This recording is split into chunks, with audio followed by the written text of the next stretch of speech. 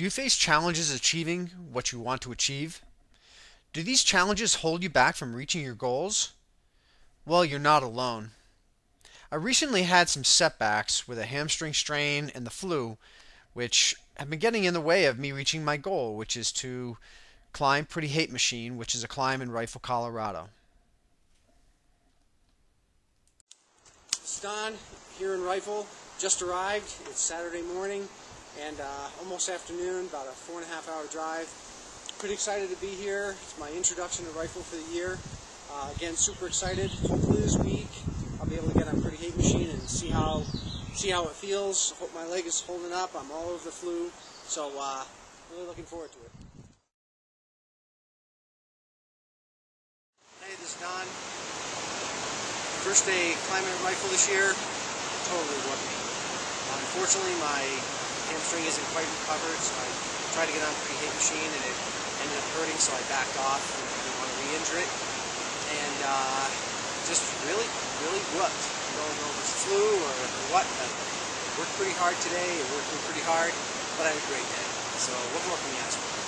So it was fantastic. I have to admit, I was disappointed, frustrated, and discouraged.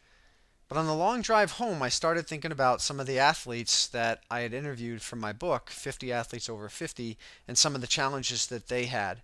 For example, Maria Raquette, who was in a terrible car accident. She was hit by a car while she was on her bike. She was in a coma. She broke her tibia in 30 places. When she got out of the hospital, she started lifting weights and went on to win bodybuilding competitions. Then there's Gerard Moreno, who was injured when he was in his 20s and became a paraplegic. Gerard now participates in basketball. He's a Paralympian fencer, and he does off-road wheelchair racing. There's also Dave Dice, who was a fireman for many years in San Francisco and had many injuries because of that job. Knees replaced, hips replaced, back surgeries. He has 9 fingers and can only see out of one eye. And this got in the way of him surfing. What did he do? He picked up outrigger canoeing, and he's out there. He travels the world doing outrigger canoeing.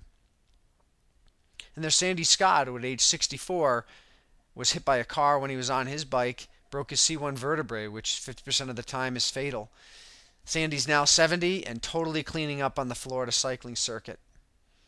And there's Bill Hansberry, who when he was in his mid-60s, got a terrible bacterial infection in his leg, which caused him to have his leg amputated below the knee. Bill's now training for the 2011 Boston Marathon. We all have challenges that aren't nearly as severe as many of these. So what do these folks know that most of us don't know, that they can achieve their goals and keep on keeping on? Well, they focus on what they can do and don't dwell on what they can't do. They know that perseverance is key to accomplishing anything. They also modify their goals, but they never give them up. So what are you doing about your current challenges? What can you do? Have you given up? Next time you do feel like giving up, I encourage you to think of these people and other people like them that you may know. And constantly keep goals that you're passionate about in the forefront and never, ever give up.